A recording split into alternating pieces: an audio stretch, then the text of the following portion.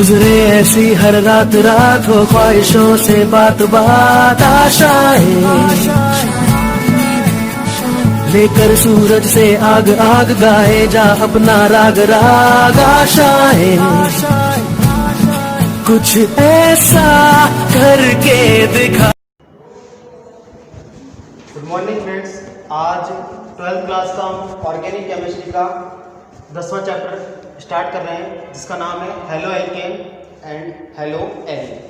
देखिए, halo alkane व hello arene, halo alkane को जनरली हेलो मीन्स होता है हेलोजन, हेलो मीन्स होता है हेलोजन, और एल्केन मीन्स एल्केन CH4 आप जानते हो, एल्केन श्रेणी जो आप जानते हो CnH2n+2 जिसका सामान्य सूत्र होता है CnH2n+2।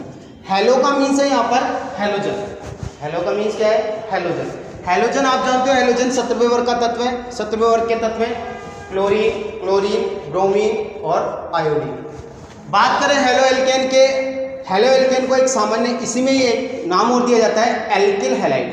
हेलो एल्केन को एक नाम और देते हैं एल्किल हैलाइड, ठीक है। चलो, हम जानते हैं जनरली एल्केन है जिसका फॉर्मूला होता है CH4, या जनरली अगर शॉर्ट जनरली इसका जनरली फॉर्मूला लिखें तो RH, एल्केन CnH2n+2, ठीक है। बात करते हैं कि एल्किल हैलाइड, एल्किल हैलाइड क्या होगा।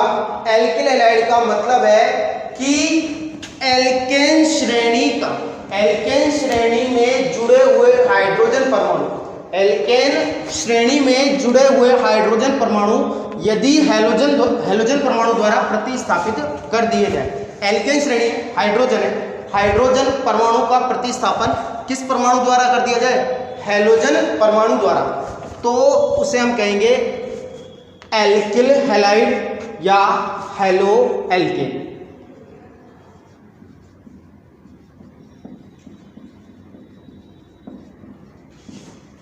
जनरली हम बात करें कि हमें एल्केन का सामान्य सूत्र पढ़ते हैं CnH2n+2, CnH2n+2, और एल्किल हैलाइड या हेलो एल्केन का सामान्य सूत्र होता है CnH2n+1x। क्यों? क्योंकि यहाँ पर एक हाइड्रोजन हमने हटाया है और एक हैलोजन परमाणु को कनेक्ट किया है। तो सीधी सी बात, CnH2n+2 आपके एल्केन का सूत्र है और CnH2n+1x एल्किल हैलाइड का। तो परिभाषा क्या बोले कि एल्किल हैलाइड की, कि एल्केन श्रेणी या एल्केन श्रेणी में हाइड्रोजन परमाणु का प्रतिस्थापन हैलोजन परमाणु द्वारा कर दिया जाए तो उसे हम कहेंगे एल्किल हैलाइड। क्या कहेंगे? Alkyl halide. बात करें अब आगे की एल्किल हैलाइड के वर्गीकरण के बारे में कि एल्किल हैलाइड, पहली बात तो आप लोगों को एल्किल हैलाइड या हेलो एल्केन के बारे में समझ में आ जाना चाहिए कि एल्केन श्रेणी में हाइड्रोजन परमाणु का प्रतिस्थापन हैलोजन परमाणु द्वारा कर दिया जाए तो जनरली उसे क्या कहेंगे, एल्किल हैलाइड या हेलो एल्केन। जनरली अगर मैं n=1 रखूं, कार्बन की संख्या 1 रखूं, तो यहां से कार्बन की संख्या 1 रखिए, n की वैल्यू 1 रखिए, C1H21+1x, तो 2, तो आपके CH3, 2 × 1 2 + 1 3 CH3x, तो जनरली फॉर्मूला क्या बनेगा CH3x। तो बात करते हैं, तो एल्किल हैलाइड की परिभाषा हो गई कि एल्केन श्रेणी में हाइड्रोजन परमाणु का प्रतिस्थापन हैलोजन परमाणु द्वारा कर दिया जाए तो क्या बनेगा, एल्किल हैलाइड, ठीक है। चलो नेक्स्ट बात करते हैं एल्किल हैलाइड का वर्गीकरण।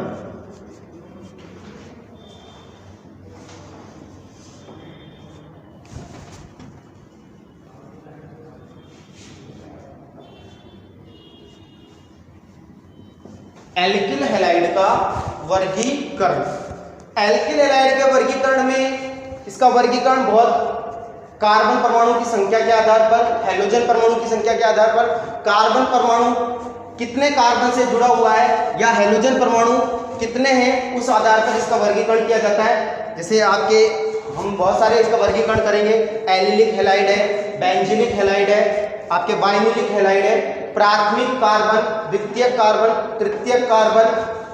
बात करें मोनो हैलोजन व्युत्पन्न, डाई हैलोजन व्युत्पन्न, ट्राई हैलोजन व्युत्पन्न और टेट्रा हैलोजन व्युत्पन्न। तो सबसे पहला वर्गीकरण हम कर रहे हैं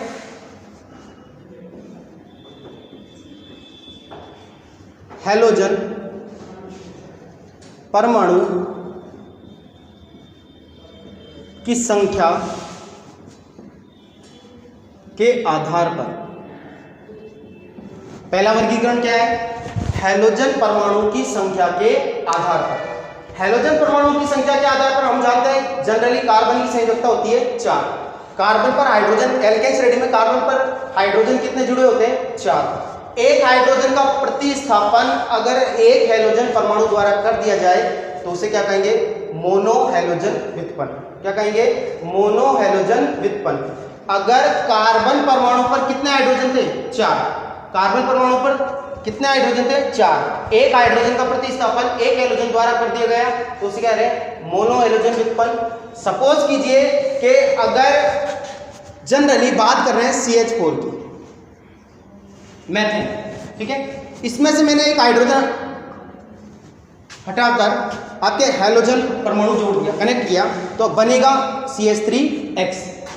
सपोज कीजिए CH3X में एक और हाइड्रोजन परमाणु का प्रतिस्थापन हैलोजन परमाणु द्वारा कर दिया जाए तो बनेगा आपके पास CH2X2। सपोज कीजिए CH2X2 में पुनः वापस एक हाइड्रोजन का प्रतिस्थापन प्लस एक से कर दिया जाए तो CHX3। अंत में CHX3 जो लास्ट का हाइड्रोजन है उसका भी प्रतिस्थापन अगर हैलोजन द्वारा कर दिया जाए तो हमारे पास बनेगा CH4। तो यहां पर हाइड्रोजन कितना हाइड्रोजन प्रतिस्थापन हुआ? 1। हैलोजन कितना कनेक्ट है? 1। यहां पर हैलोजन कितना कनेक्ट है? 2। यहां पर हैलोजन कितना कनेक्ट है? 3। और यहां पर हैलोजन 4। तो इसे कहते हैं मोनो हैलोजन व्युत्पन्न। क्या कहते हैं? मोनो हैलोजन व्युत्पन्न। इसे हम कहते हैं डाई हैलोजन व्युत्पन्न, ट्राई हैलोजन व्युत्पन्न और टेट्रा हैलोजन व्युत्पन्न। तो इसकी सारणी बनाना चाहें, देखिए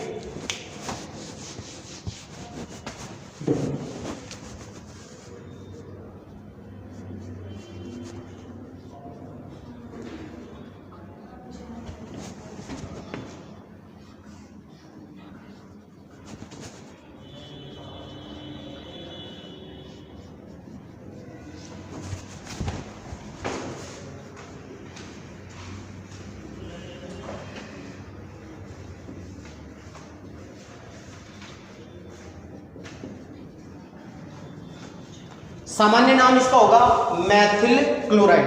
यहां पर RX अभी हमने जस्ट लिखा RX, तो मैंने इसका नाम लिखा एल्किल हैलाइड। एल्किल हैलाइड तो R समूह को क्या ले रहे हैं? प्रतिस्थापी के रूप में, तो एल्किल। इसी प्रकार CH3 को क्या लेंगे? मैथिल। इसी प्रकार CH3 को क्या लेंगे?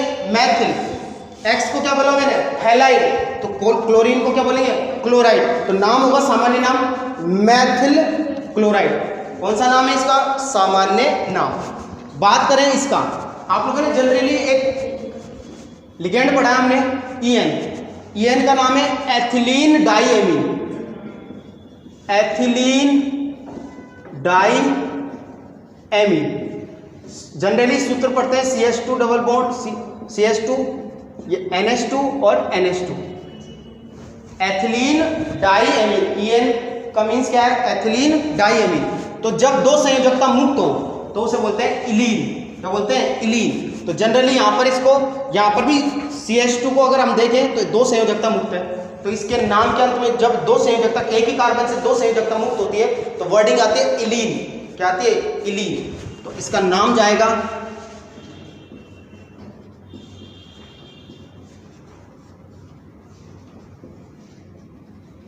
मैथिलीन क्लोराइड। इसका जनरली आप CHCl3 का जनरली नाम, सामान्य नाम आप जानते हो, CHCl3 को कहते हैं क्लोरोफॉर्म। क्या कहते हैं? क्लोरोफॉर्म। और इसका नाम है कार्बन टेट्रा क्लोराइड। क्या नाम है?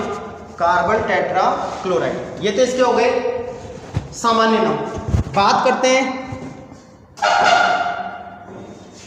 IUPAC नाम, IUPAC नाम होगा क्लोरोमेथेन। जैसे हमने कहा हेलो एल्केन, तो हेलो एल्केन इसका क्या है, हेलो एल्केन इसका क्या है IUPAC नाम, और एल्किल क्लोराइड इसका क्या है सामान्य नाम। याद रखेंगे RX का IUPAC नामकरण करते हैं तो IUPAC नाम क्या है हेलो एल्केन, और RX का सामान्य नाम क्या है एल्किल हैलाइड। तो इसको क्या बोलेंगे chloromethane.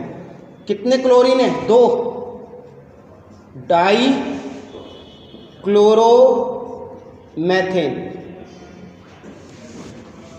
Try chloromethane,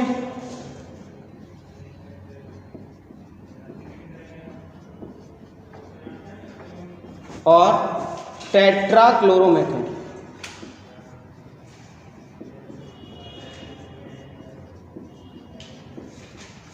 tetra chloromethane. हाँ भाई, इसमें जनरली आगे बात करें तो इसकी सीरीज देखते हैं, श्रेणी कौन सी है,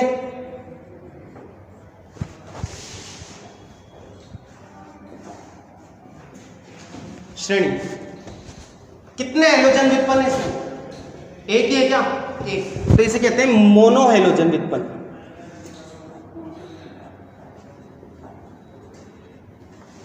मोनो हेलोजन व्युत्पन्न, इसमें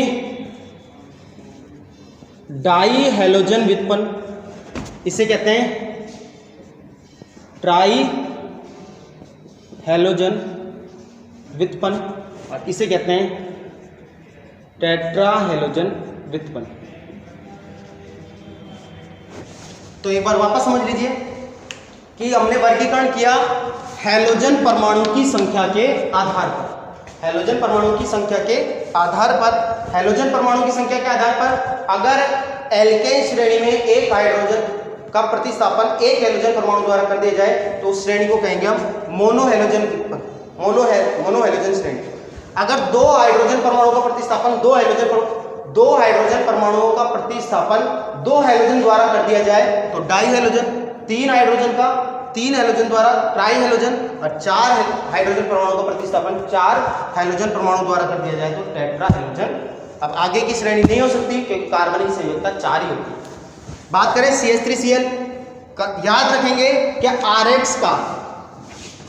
RX का सामान्य नाम होता है एल्किल हैलाइड, RX का सामान्य नाम पद्धति में नामकरण होता है एल्किल हैलाइड, और IUPAC नामकरण होता है हेलो एल्केन। कंफर्म याद रखेंगे भी। सामान्य नाम करें मैथिल क्लोराइड, जैसे एल्किल क्लोराइड तो Maithil chloride, मैथिलीन chloride, chloroform, carbon tetra chloride. बात करें IUPAC नाम क्लोरोमेथेन, डाइक्लोरोमेथेन, ट्राइक्लोरोमेथेन, टेट्राक्लोरोमेथेन। कौन सी श्रेणी है, एक हेलोजन है तो मोनो हेलोजन श्रेणी, 2 हेलोजन है तो डाई हेलोजन श्रेणी, 3 हेलोजन है तो ट्राई हेलोजन श्रेणी, और 4 हेलोजन उत्पन्न है तो टेट्रा हेलोजन श्रेणी।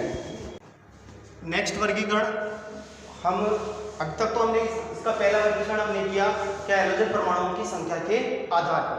अब इसका नेक्स्ट वर्गीकरण करते हैं कि जो मोनो हेलोजन है, मोनो हेलोजन श्रेणी पढ़ी हमने, इसमें एक हाइड्रोजन का प्रतिस्थापन एक हेलोजन परमाणु द्वारा किया जाता है। अब उसी में ही हम पढ़ते हैं कि जो हेलोजन परमाणु है वो जिस कार्बन से जुड़ा हुआ है उसके आधार पर, जैसे मान लीजिए हम लोगों ने 11वीं क्लास में बहुत अच्छी तरह पढ़ा है कि यदि सपोज कीजिए कि अगर एक कार्बन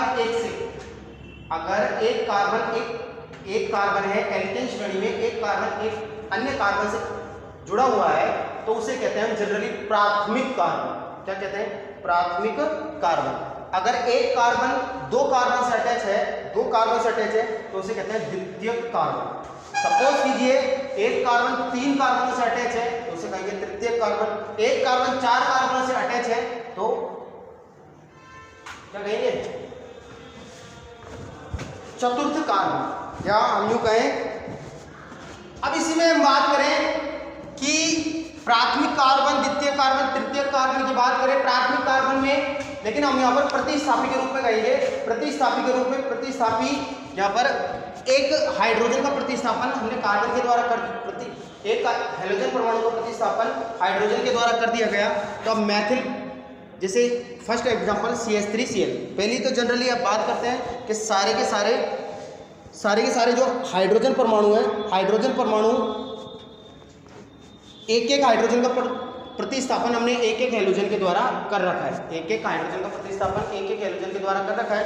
सपोज अब यहाँ पर हम बात कर रहे हैं कि यह हैलोजन परमाणु इस कार्बन से जुड़ा हुआ है, तो लेकिन ये कार्बन किसी अन्य कार्बन से नहीं जुड़ा हुआ, तो इसकी डिग्री मानी जाती है सुपर 1 डिग्री। क्या मानी जाती है? Super 1 degree. इस कार्बन की बात करें तो ये कार्बन इसी कार्बन से जुड़ा हुआ है और यहाँ से एक हाइड्रोजन जुड़ा हुआ है, तो इसे कहेंगे एथिल क्लोराइड। IUPAC नाम हमने पहले ही बता दिया, क्लोरोएथेन। इसकी बात करें, हाँ, इसका जब एक सीधी श्रृंखला होती है, कार्बन की एक सीधी श्रृंखला होती है, तो उसके नाम क्या आगे बोलते हैं? नॉर्मल। क्या बोलते हैं? Normal propyl chloride. Normal propyl chloride. IUPAC नामकरण करें तो 1 क्लोरोप्रोपेन। द्वितीयक एल्किल हैलाइड की बात करें तो द्वितीयक एल्किल हैलाइड में ये हैलोजन परमाणु है जो जिस कार्बन से जुड़ा हुआ है वह कार्बन कितने अन्य कार्बनों से जुड़ा हुआ है? 2 अन्य कार्बन। तो इस कार्बन की डिग्री कितनी है? 2 डिग्री। कितनी डिग्री है? 2 डिग्री। जिसे क्या कह रहे हैं? द्वितीयक कार्बन। इसे क्या कह रहे हैं? द्वितीयक कार्बन। इसे क्या कह रहे हैं? प्राथमिक कार्बन। इसे क्या कह रहे हैं? प्राथमिक कार्बन। सपोज करें कि यहाँ पर प्राथमिक कार्बन है, तो इसका प्राथमिक कार्बन है जो एक ही कार्बन से अटैच है। ये भी ये वाला कार्बन, जैसे ये हैलोजन परमाणु है, ये हैलोजन परमाणु इस कार्बन से जुड़ा हुआ है और ये कार्बन परमाणु कितने कार्बन से जुड़ा हुआ है? एक ही कार्बन से, तो इसे कहेंगे हम प्राथमिक कार्बन। द्वितीय कार्बन की बात करें, ये हैलोजन परमाणु इस कार्बन से जुड़ा हुआ है और ये कार्बन कितने कार्बन से जुड़ा हुआ है? 2 अन्य कार्बन से। तो इस कार्बन की डिग्री कितनी है? 2 डिग्री या द्वितीयक कार्बन। अब हम बात करें, जनरली हम लोगों ने पढ़ा है कि इस तरीके की अगर संरचना मिलती है तो हम उसे कहते हैं आइसो। क्या कहते हैं? आइसो। इस तरीके की संरचना होती है तो उसे कहते हैं आइसो। प्रतिस्थापी के नाम के रूप में लेना है तो इसे बोलेंगे हम आइसोप्रोपिल। सामान्य नाम की बात कर रहे हैं, आइसोप्रोपिल। सामान्य नाम क्या होगा भाई? आइसोप्रोपिल। और Cl को हम कहेंगे क्लोराइड। नाम होगा आइसोप्रोपिल क्लोराइड। IUPAC नामकरण करें 1 2 3, तो 1 2 पर 2 क्लोरोप्रोपेन। IUPAC नामकरण आता होगा 1 2 3। इधर से नंबरिंग कीजिए या इधर से नंबरिंग कीजिए, 1 2 3 सेम जाएगा। बात करते हैं तृतीयक एल्किल हैलाइड। तृतीयक एल्किल हैलाइड है जिसमें एक कार्बन कितने अन्य कार्बनों से जुड़ा हो? 3 अन्य कार्बन से। इस कार्बन पे बात करते हैं, 1 2 3। ये कार्बन कितने कार्बन से जुड़ा हुआ है? 3 कार्बनों से। तो इस कार्बन की डिग्री कितनी है? 3 डिग्री। क्या कहेंगे? तृतीयक कार्बन। और ये हैलोजन परमाणु इस कार्बन से जुड़ा हुआ है जिसकी डिग्री कितनी है? 3 डिग्री। तो इसका सामान्य नाम लिखे तो इसे बोलते हैं तृतीयक। कार्बन की डिग्री कितनी है? तृतीयक। और प्रतिस्थापी के रूप में काम कर रहा है तो इल बोलेंगे। ब्यूटिल, 4 कार्बन को बोलते हैं 1 2 3 4 ब्यूट। प्रतिस्थापी के रूप में है तो इल ब्यूटिल और Cl का क्लोराइड, तो तृतीयक ब्यूटिल क्लोराइड। IUPAC नामकरण करें 1 2 3, तो 2 क्लोरो 2 मैथिल प्रोपेन, क्योंकि C पहले आएगा और M बाद में आएगा तो क्लोरो पहले और मैथिल बाद में। 2 क्लोरो 2 मैथिल प्रोपेन। एक बार वापस समझ लेते हैं कि यहाँ पर हमने वर्गीकरण कैसे किया है। वर्गीकरण, पहली बात तो हमने श्रेणी पढ़ी 4 श्रेणी। 4 श्रेणी में यदि एक हाइड्रोजन का प्रतिस्थापन एक हैलोजन के द्वारा हो रहा है तो मोनो हैलोजन श्रेणी होगी। 2 हाइड्रोजन परमाणु का प्रतिस्थापन 2 हाइड्रोजन का प्रतिस्थापन 2 हैलोजन द्वारा किया जा रहा है तो डाई हैलोजन श्रेणी होगी। Try halogen, tetra halogen. हम बात कर रहे हैं मोनो हैलोजन की। मोनो हैलोजन श्रेणी में जो हैलोजन परमाणु जिस कार्बन से जुड़ा हुआ है, मोनो हैलोजन परमाणु में, मोनो हैलोजन जो श्रेणी है उसमें जो हैलोजन परमाणु है जिस कार्बन से जुड़ा हुआ है उसके आधार पर हम वर्गीकरण कर रहे हैं। जैसे अगर हैलोजन परमाणु उस कार्बन से जुड़ा हुआ है जिसकी डिग्री 1 है, डिग्री 1 का मतलब वह कार्बन या तो किसी कार्बन से नहीं अटैच है और अगर कनेक्ट भी है तो अधिकतम 1 कार्बन से अटैच है, उस कार्बन को हम कहते हैं प्राथमिक कार्बन। प्राथमिक कार्बन, तो इस कार्बन की बात करें तो ये कार्बन किसी से नहीं जुड़ा हुआ तो इसे कहेंगे, इसकी डिग्री होगी सुपर 1 डिग्री और कहते हैं प्राथमिक कार्बन। प्राथमिक कार्बन से जो हैलोजन जुड़ा हुआ है तो इसे कह रहे हैं प्राथमिक एल्किल हैलाइड। इस कार्बन की बात करें तो ये एक ही कार्बन से जुड़ा हुआ है, होगा प्राथमिक एल्किल हैलाइड। ये कार्बन की बात करें, इससे हैलोजन जुड़ा हुआ है, ये कितने कार्बन से जुड़ा हुआ है? 1 से, प्राथमिक एल्किल हैलाइड। नाम सामान्य नाम बात करें तो मैथिल क्लोराइड, जैसे हम पहले कह चुका, RX का सामान्य नाम होगा एल्किल हैलाइड और RX का IUPAC नाम होगा हेलो एल्केन। RX का IUPAC नाम क्या होगा? Halo alkane. तो मैथिल क्लोराइड सामान्य नाम IUPAC क्लोरोमेथेन। नेक्स्ट बात करते हैं कि एथिल क्लोराइड और क्लोरोएथेन। इसमें हमने नंबरिंग जो की, क्योंकि 3 कार्बन है नंबर देने पड़ेंगे, क्योंकि 1 क्लोरोएथेन भी 1 क्लोरोप्रोपेन भी होता है और 2 क्लोरोप्रोपेन भी होता है। यहाँ पर और यहाँ पर नंबरिंग देना आवश्यक है, यहाँ नंबर देना आवश्यक नहीं है, क्योंकि अगर जनरली मान लीजिए मैं इसको नंबरिंग भी देता हूँ तो 1 2 जनरली 1 2 करूँगा और 1 क्लोरोएथेन लिखूंगा। सपोज कीजिए मैंने इसको यहाँ से हटाकर 3 लगा दिया, यहाँ 2, अब नंबरिंग करूंगा तो इधर से करूंगा 1 2, क्योंकि प्रतिस्थापी को आप कम नंबर देते हो, प्रतिस्थापी को कम नंबर देते हो ना, जो अगर हैलोजन परमाणु जिस कार्बन से जुड़ा हुआ है उससे प्रतिस्थापी जिस कार्बन से जुड़ा होता है, प्रतिस्थापी IUPAC नामकरण में नियम पढ़ते हो कि प्रतिस्थापी जिस कार्बन से जुड़ा हुआ है उसे हमेशा कम अंक दिए जाते हैं। तो सीधी सी बात, इसे हम लोग नंबरिंग नहीं देंगे। हाँ, यहाँ पर नंबरिंग दे सकते हैं, क्योंकि यहाँ पर ये पहले नंबर के कार्बन से भी जुड़ सकता है और दूसरे नंबर के कार्बन से भी जुड़ सकता है। अगर पहले नंबर के कार्बन से जुड़ता है तो उसका IUPAC नाम 1 क्लोरोप्रोपेन, जनरली आप जानते हो। और हैलोजन परमाणु अगर 2 डिग्री के कार्बन से जुड़ रहा है तो 2 क्लोरोप्रोपेन। द्वितीय एल्किल हैलाइड है, क्योंकि हैलोजन परमाणु जिस कार्बन से जुड़ा हुआ है वो कितने अन्य कार्बन से जुड़ा हुआ है? 2 अन्य कार्बनों से। तो इस कार्बन की डिग्री कितनी है? 2 डिग्री। या द्वितीय कार्बन सामान्य नाम होगा, इस तरीके की संरचना होती है तो उसे कहते हैं आइसो। क्या कहते हैं? आइसो। 3 कार्बन को कहते हैं प्रतिस्थापी के रूप में तो इल, तो आइसोप्रोपिल। Cl को नाम दिया जाता है क्लोराइड, जैसे हैलाइड तो Cl chloride, isopropyl chloride. Generally IUPAC नाम करें 1 2 3, नंबरिंग किधर से भी कर सकते हो, किधर से भी 1 2 3 या 1 2 3 किधर से भी। तो 2 क्लोरो, सबसे पहले किसका नाम करना? प्रतिस्थापी का, तो 2 क्लोरोप्रोपेन। बात करते हैं 3 डिग्री कार्बन, 3 डिग्री तृतीयक एल्किल हैलाइड। तृतीयक एल्किल हैलाइड में कार्बन जो हैलोजन परमाणु है वो जिस कार्बन से जुड़ा हुआ है वो कितने अन्य कार्बन से जुड़ा हुआ है? 3 कार्बन से। तो इसकी डिग्री कितनी होगी? 3 डिग्री। कहेंगे तृतीयक एल्किल हैलाइड। सामान्य नाम करें तृतीयक 3, इस तरीके के समूह को तृतीयक कहते हैं। और 4 कार्बन है तो ब्यूट, प्रतिस्थापी है तो इल, तो तृतीयक ब्यूटिल। Cl को कहेंगे क्लोराइड, तृतीयक ब्यूटिल क्लोराइड। IUPAC नामकरण करें, 2 प्रतिस्थापी आ गए, 1 2 3 प्रतिस्थापी 2 आ गए।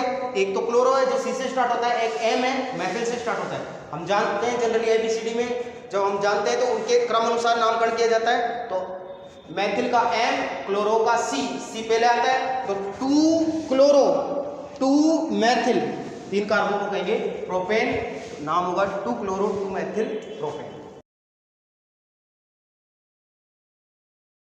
हाँ, नेक्स्ट वर्गीकरण, यदि हैलोजन परमाणु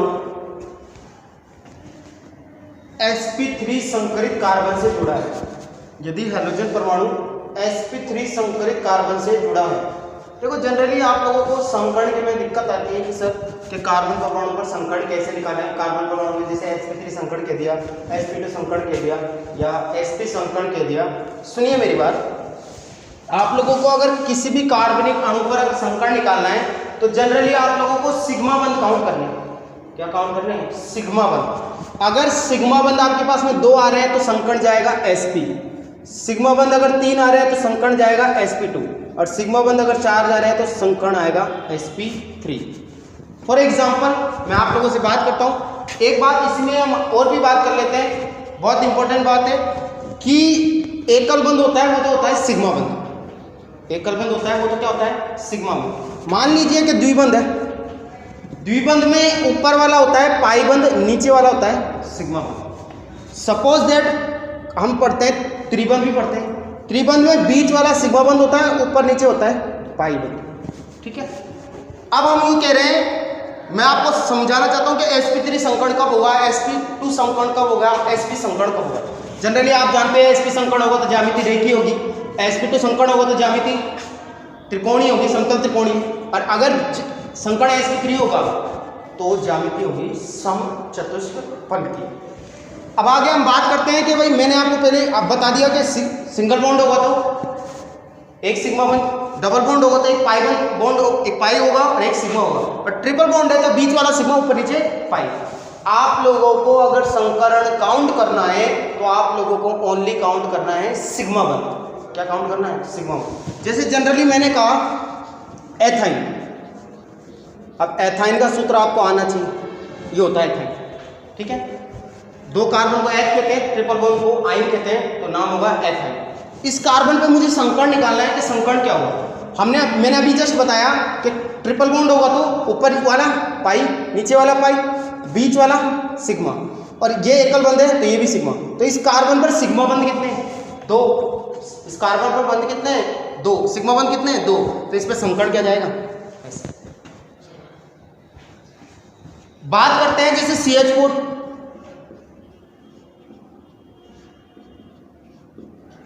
मैथेन, कितने सिग्मा बंध है? 1 2 3 4। कितने सिग्मा बंध है भाई?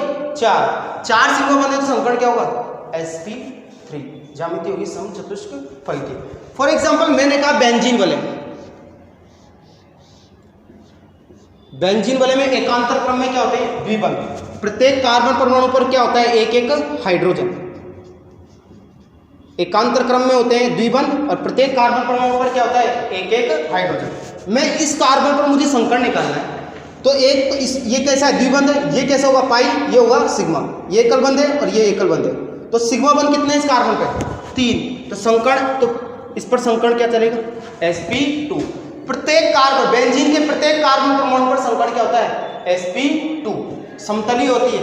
अगर आप लोगों ने कभी हक्कल का नियम पढ़ा है, हक्कल का नियम कहते हैं कि 4n+2 पाई इलेक्ट्रॉन जिसके पास पाई जाते हैं वो एरोमेटिक वाले होती है। और दूसरी आपने कहा था कि अगर जो सामान्यतः एरोमेटिक यौगिक होते हैं वो समतलीय होना आवश्यक होते हैं। 11th की बात है भाई, 11th में पढ़ा होगा, ठीक है।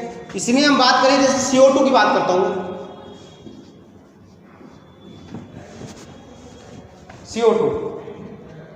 CO2 में ऊपर वाला होता है पाई बंध, द्विबंध है ना, ऊपर वाले होंगे पाई बंध, नीचे वाले होंगे सिग्मा बंध। सिग्मा बंध है तो कितने सिग्मा बंध है यहाँ पर? 2। संकरण क्या होगा भाई? sp। तो जनरली आपको समझ में आना चाहिए कि संकरण sp कब होगा और sp2 कब होगा और sp3 कब होगा। आपको ओनली काउंट करने हैं सिग्मा बंध, ठीक है भाई।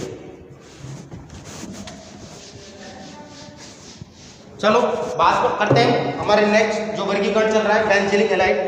इस कार्बन पे बात करते हैं। इस कार्बन पे 2 हाइड्रोजन है, एक बंध ये रहा, एक बंध, टोटल बंध है 4। इट मींस सिग्मा बंध कितने हैं? 4। तो इस कार्बन पर संकरण क्या चल रहा है? sp3। हमने परिभाषा लिखी, यदि हैलोजन परमाणु sp3 संकरित कार्बन से जुड़ा हो तथा कार्बन बेंजीन वाले के कार्बन से सीधा से जुड़ा हो। ये कार्बन देखो बेंजीन वाले के कार्बन से जुड़ा है तो इसे कहेंगे हम बेंजीलिक हैलाइड। क्या कहेंगे? Benzylic halide. सपोज कीजिए कि अगर Cl आ जाए तो बेंजीलिक क्लोराइड, अगर Br आ जाए तो बेंजीलिक ब्रोमाइड, अगर I आ जाए तो बेंजीलिक आयोडाइड। अब बात करते हैं हम लोग इसी में ही, ये तो हम मोनो हैलोजन का वर्गीकरण पढ़ रहे हैं। किसका पढ़ रहे हैं? मोनो हैलोजन का। मान लीजिए डाई हैलोजन हो, मान लीजिए ट्राई हैलोजन हो, तो देखिए एक जनरली एक याद रखेंगे कि बेंजीन वाले एक कार्बन है, एक कार्बन से एक संयोजकता मुक्त है। अगर एक संयोजकता मुक्त है तो उसका नाम होगा बेंजल, बेंजीन, नाम होगा बेंजीन। मान लीजिए 2 संयोजकता मुक्त है तो उसका नाम होगा, मैं इधर ही लिखता हूं, मान लीजिए एक कार्बन है, एक कार्बन से 2 संयोजकता मुक्त है तो उसे कहेंगे बेंजल। एक संयोजकता मुक्त है तो बेंजीन, 2 संयोजकता मुक्त है तो बेंजल। और सपोज कीजिए कि कार्बन से ये जो कार्बन है उसकी तीनों संयोजकता अगर यहाँ पर मुक्त है तो हम कहेंगे इसको बेंजो। एक संयोजकता मुक्त बेंजिल, 2 संयोजकता मुक्त बेंजल, 3 संयोजकता मुक्त बेंजो। अब हैलोजन जुड़ा है तो benzyl halide, benzal halide, benzo halide. Alcohol जुड़ा है तो benzyl alcohol, benzal alcohol, benzo alcohol. Generally एक कार्बन से एक कार्बन पर एक से अधिक OH होना संभव नहीं है, क्योंकि एक से अधिक OH होने पर वो जल के अणु के निष्कासन के द्वारा आपके एल्डिहाइड में कन्वर्ट हो जाता है। गुजरे ऐसी हर रात रात हो ख्वाहिशों से बात बात आशाएं लेकर सूरज से आग आग गाए जा अपना राग राग आशाएं। कुछ ऐसा करके दिखा खुद खुश हो।